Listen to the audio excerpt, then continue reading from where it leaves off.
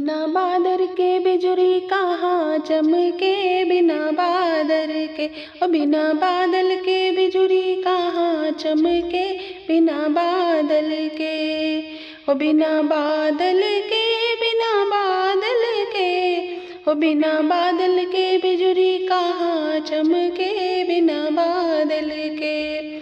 समधी की बहनी के यार चमके, दोनों गाल चमके, चोली बंधन के नीचे गुलाब चमके, बिना बादल के। अरे समधी की बहनी के यार चमके, दोनों गाल चमके, चोली बंधन के नीचे गुलाब चमके, बिना बादल के। बिना बादल के बिजुली कहाँ चमके, हो बिना बादल के ओ बिना बादल के बिजुली कहाँ चमके, बिना बादल के। अरे जीजा की बहनी के यार चमके, दोनों गाल चमके, चोली बंधन के नीचे गुलाब चमके, बिना बादल के।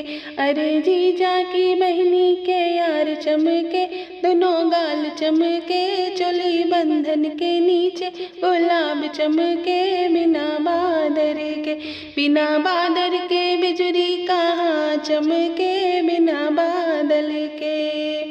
अरे दुल्हा की बहनी के यार चमके, दोनों गाल चमके, चोली बंधन के नीचे गुलाब चमके, बिना बादल के।